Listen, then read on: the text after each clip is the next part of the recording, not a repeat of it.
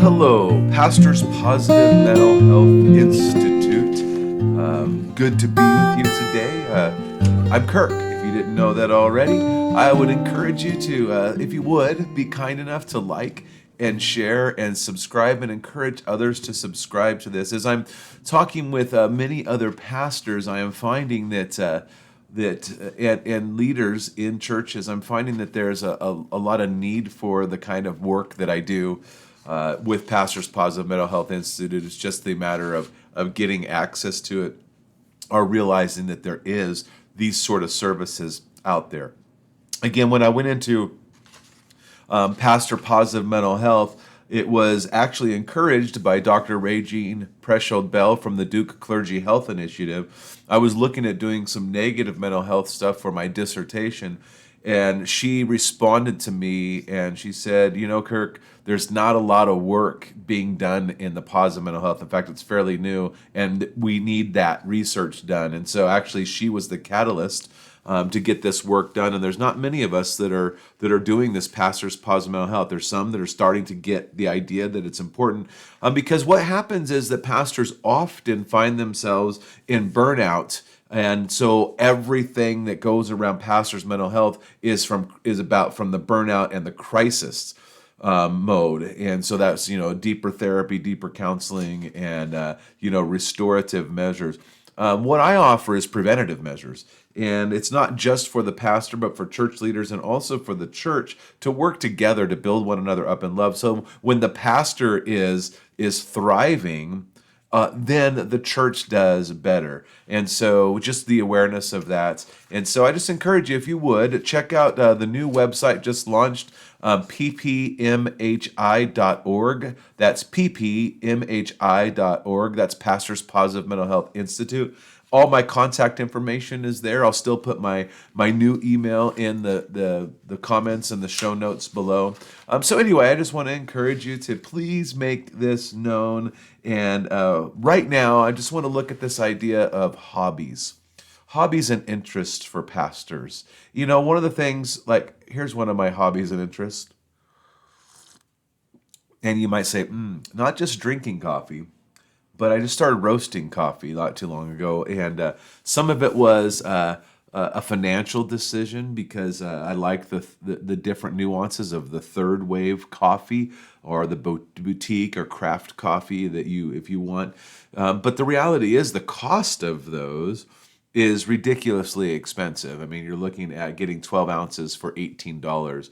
And so I thought, I can buy a simple coffee roaster for less than $100 and get, green coffee, $6 to $7 a pound, and then just have fun doing it. I love the process of roasting coffee. I love the process of discovering and tasting it. And so it's not only enjoyment for me, but it's also a financial benefit to me. So, and I think my wife benefits from it too. I mean, we drink coffee. Anyway, so that's just one of my interests. Now, I've mentioned often before that I like to play golf. I'm never going to be a pro at golf, but that's something that I enjoy to do. There's other things that I like to do. I like to write. I like to play music. I like to write music. And so the reason I bring this up is because I've known several pastors that when they retire, they have no hobbies or interests that are sustainable.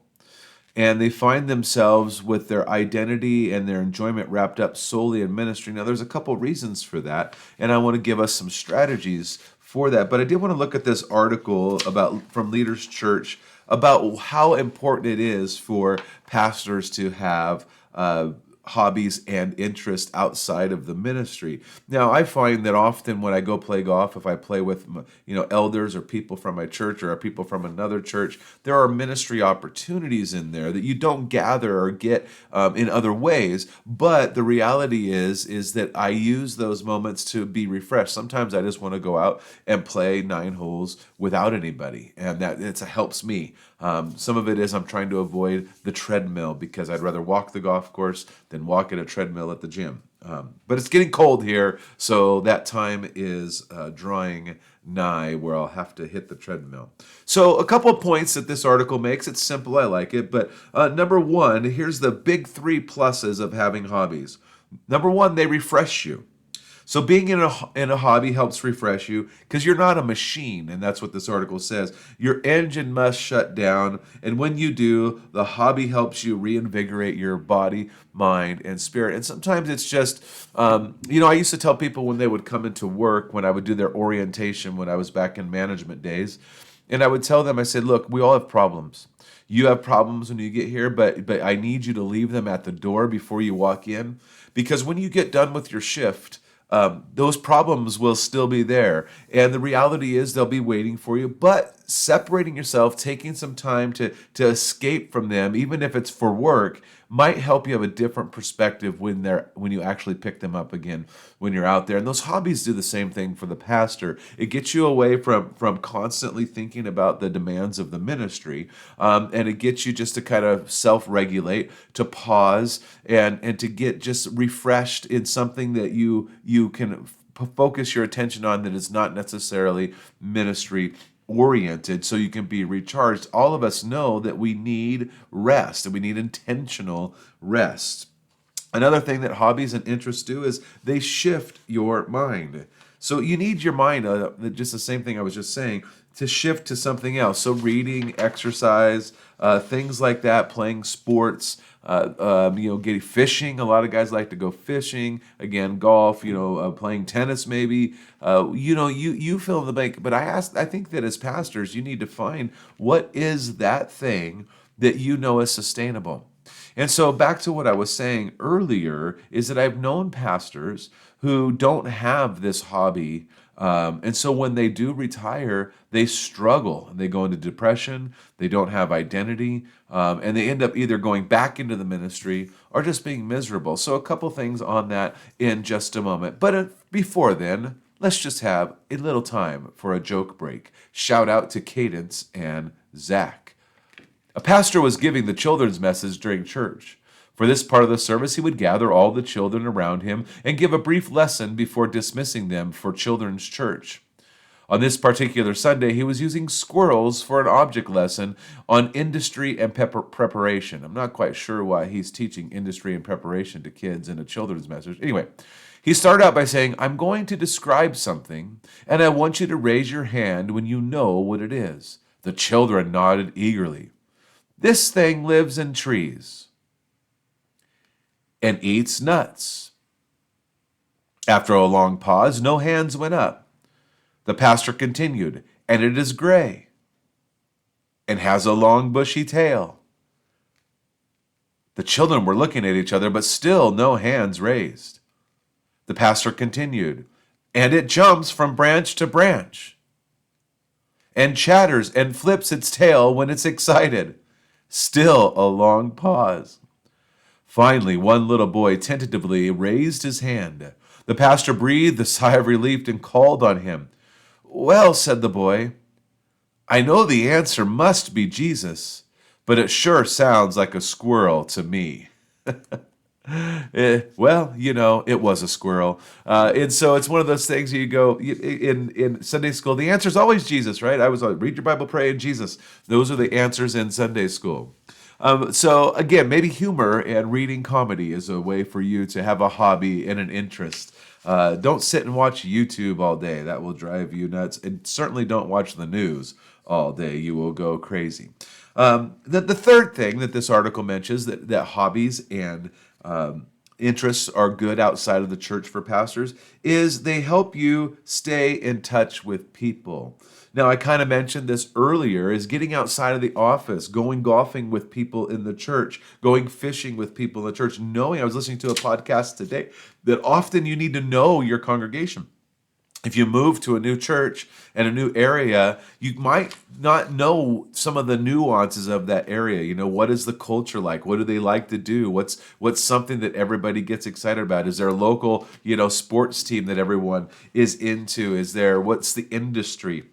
If you're a city person and you move to a farming country, you might need to learn some things about farming. And so that means I have one pastor friend who rides in a tractor with a guy, during harvest season, and they just shoot the breeze and they talk and they'll talk theology. And so another pastor drives a beat truck, during the harvest season because, he gets to know his people and their context. And that helps when you actually do a sermon, but also gets you outside of the church. And I'm not just saying outside of the church for a hospital visit. No, it gets you outside of the church for things that can fill you up. But, when you fish or play sports or have non-church breakfasts and lunch with people, you learn their ways. That's one of these things that in my studies that is always a challenge for pastors, interpersonal relationship skills, and this idea of, can I have friends as church members? And I would say absolutely you can have friends as church members, but you're still their pastor. My wife is my wife, but I'm her pastor.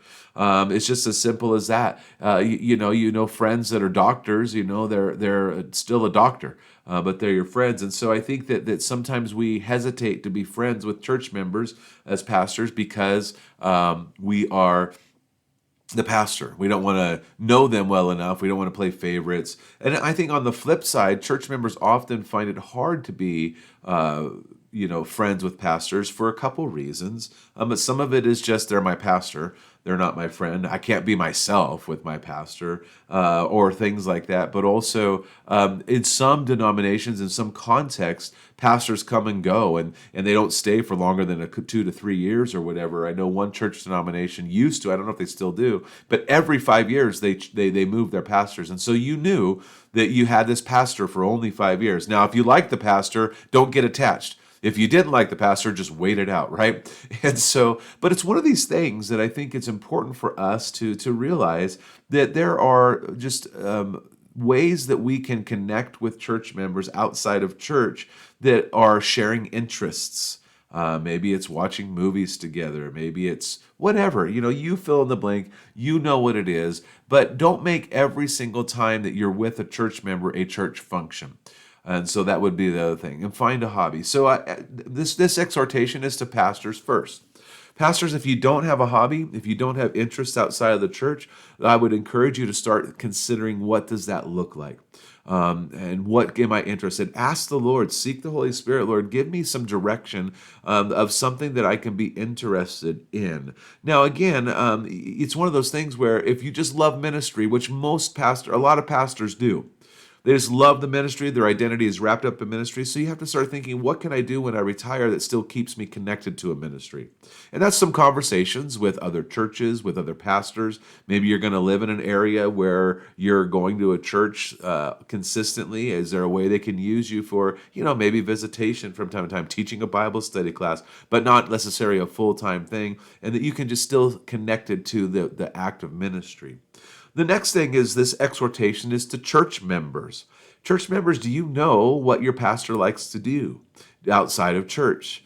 Do you think that all that they do is study the Bible and pray so that they can deliver a message? Or do they have other interests? And so I want to encourage you to find out from your pastor what they like to do and support that. Now, obviously, you want them to continue to serve you well, but they will serve you better if you support their interest and encourage them. I have one guy that will ask me, "Hey, have you been able to go golfing this week?" He always checks in, and when I say, "Yeah, I got 9 holes," he goes, "Excellent, that's great."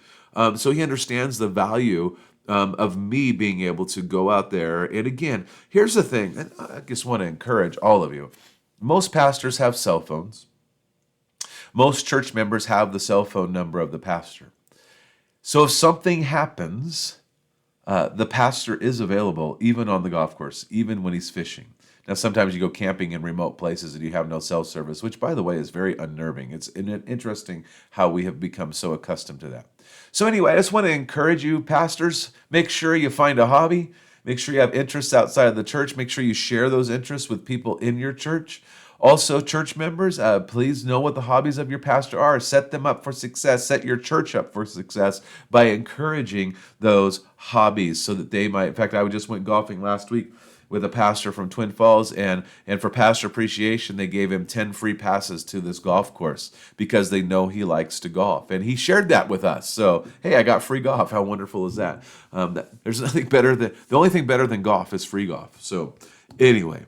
So I just want to encourage you that together we can work and help build our pastors' positive mental health, help the church work together to build one another up in love. And so I want to encourage you again, please like and share and subscribe. Please get some other people to listen to this. It's awareness. It's about awareness. I think what we are doing here at Pastors Positive Mental Health Institute is very valuable, but is just unknown. So the times I've done conferences and things and workshops, it's just some of it is just, even though it's fairly basic in what we do, it's revolutionary in how people and church leaders look at ministry. So I just hope that together we can help the church flourish. We'll talk soon.